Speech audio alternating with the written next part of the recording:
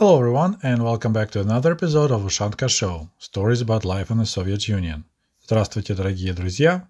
В эфире программа Ushanka Show. So a couple of days ago, I received a book all the way from India that I ordered on eBay, and it's a book called In Search of Soviet Gold by John D. Littlepage. You can get this book on Internet Archive in electronic form and read it, but I like actual physical books, and when I found it's available on eBay in a nice leather-bound cover, I decided what the heck, I'll get the real book and add to my library. I will provide the link in the comment section to this book by John Littlepage, In Search of Soviet Gold, but today we're going to talk about totally different book and totally different person. I stumbled upon this book totally by accident. Well, not really. eBay, just like other greedy internet companies, once they notice that you're interested in a specific topic, in my case, of course, Soviet Union, they will start feeding you different references. Maybe you're interested in this book. And they offered me this, The 5-Year Plan of the Soviet Union by G.T. Grinko. And of course, I became interested. And the price for this almost 100-year-old book is just $10, including shipping from Brooklyn, New York. So I thought it was a good deal. And my initial thought was that this book was written by another Soviet apparatchik that decided to run away for his life from the Stalin's Russia and then to write the book like that. But apparently I was wrong. Once I started looking at the title, it says The 5-Year Plan of the Soviet Union, a Political Interpretation. And it's written by G.T. Grinko, it would be correct to say, Vice Chairman, State Planning Commission of the USSR. So it's published in New York, but it's a book by actual Soviet official who was in his position in Moscow, and he wrote the book, which was translated into English to spread information about successes of the Soviet 5-year plan. So I kind of like, But still, I was curious, so I googled, and sure enough, this book is also available on International Archive. I'll provide the link in the comment section. But here they explain, the publishers, that Grigory Theodorovich Grinko is one of the most prominent of the Soviet statesmen. His career has been largely in the Ukrainian Soviet Republic. Once again, it's even more interesting, where he was for a number of years People's Commissar of Education and later head of State Planning Commission of the Ukraine. Once again, look at this. Here is the Ukraine. Never could find explanation why is it the Ukraine but not the Russia or the Germany. And also vice chairman of the Council of People's Commissars. In these positions, he became known as one of the leaders of economic industrial planning in the USSR, blah, blah, blah, was transferred to Moscow to Gosplan. And Mr. Grinko took a leading part in the preparation of the 5-year plan for the industrial reconstruction of the Soviet Union.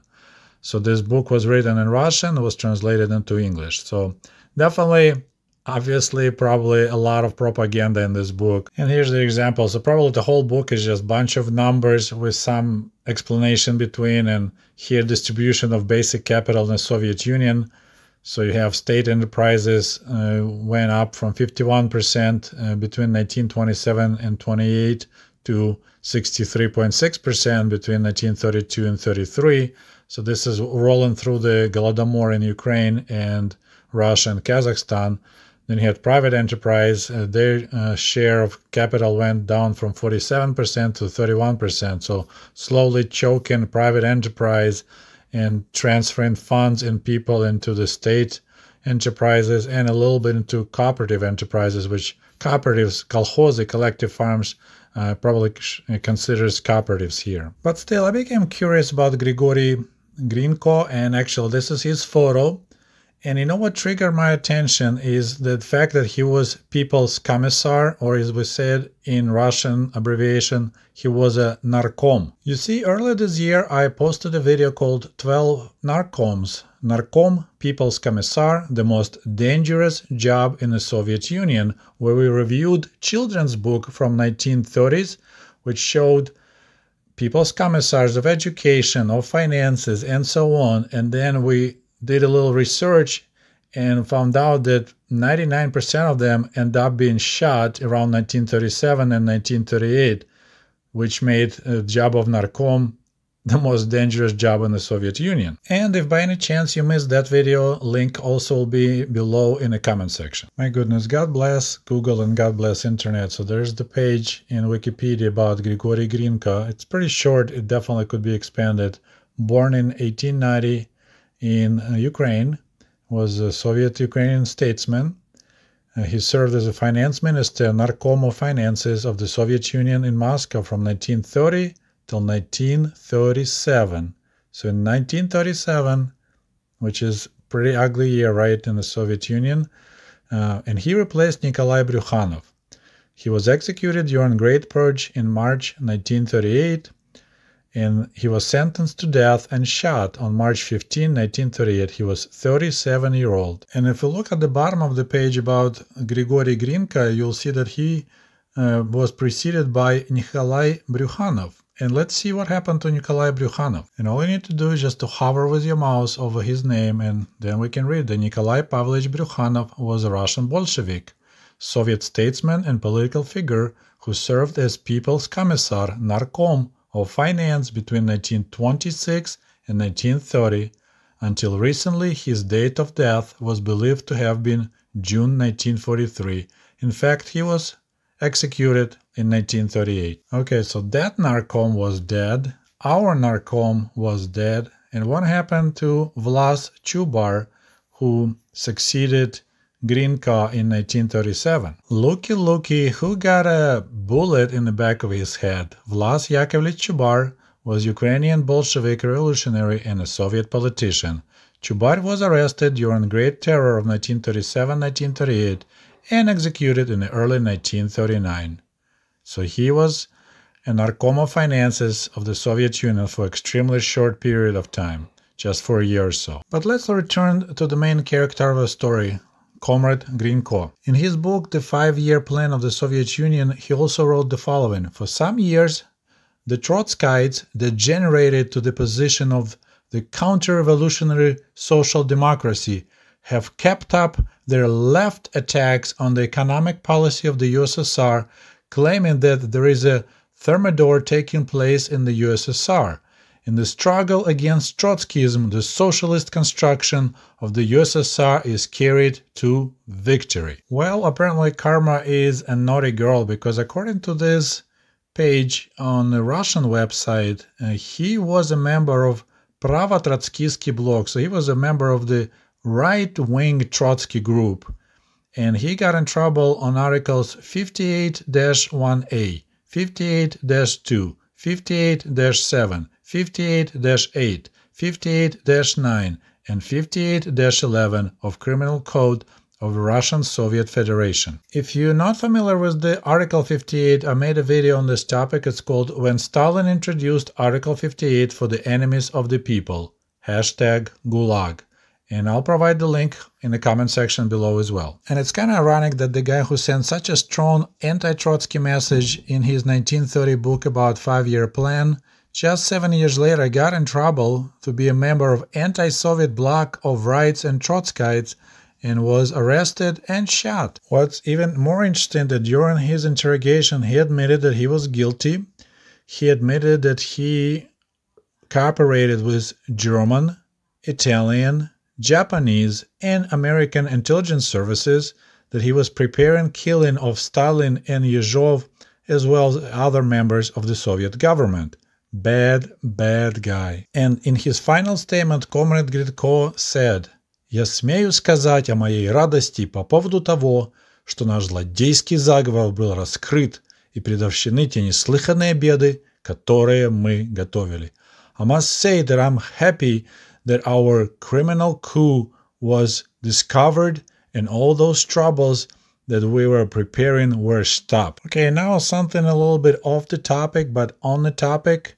While researching Comrade Grinko, I discovered the answer for the question I never had. So here's the question for you guys.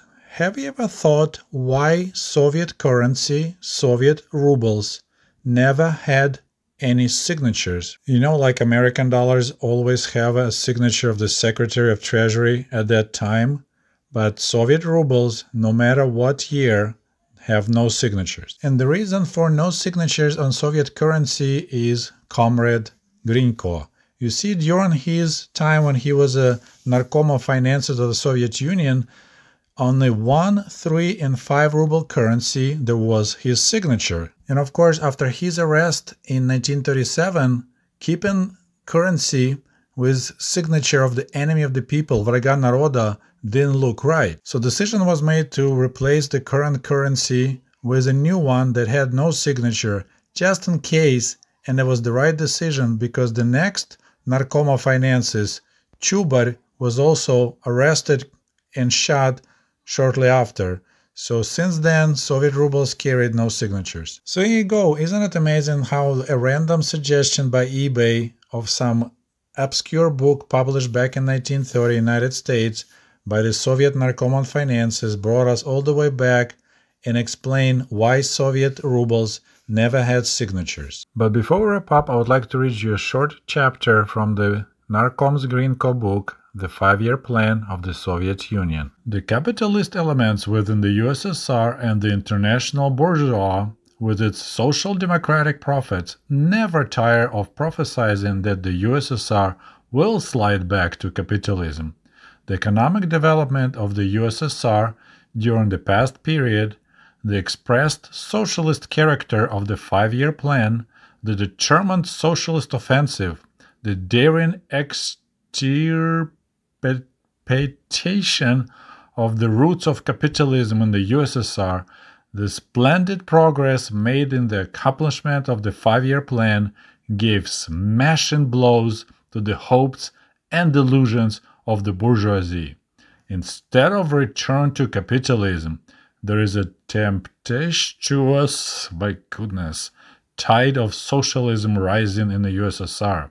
The leading elements of international capitalism have now come to understand it.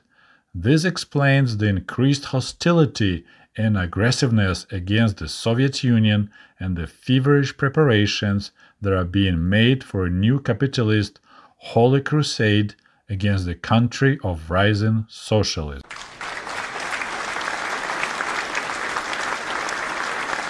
And as a cherry on the top, let's read the quote of Joseph Stalin that was used in the same book. We are going full steam ahead through industrialization towards socialism, leaving behind the age-old Russian backwardness. We are becoming a land of metals, of automobiles and tractors, and when we put the USSR into a motor car and the muzhik into a tractor, then let the reverenced capitalists who pride themselves on their civilization try to catch up with us. It is still to be seen which country will then have to be considered backward and which advanced. Joseph Stalin, 1929. Well, it's all I have for you today. I hope you enjoyed this video and maybe learned something new. As always, please don't forget to support my work with your likes, with your comments, with your super thanks, and we'll talk to you soon. До свидания. Goodbye.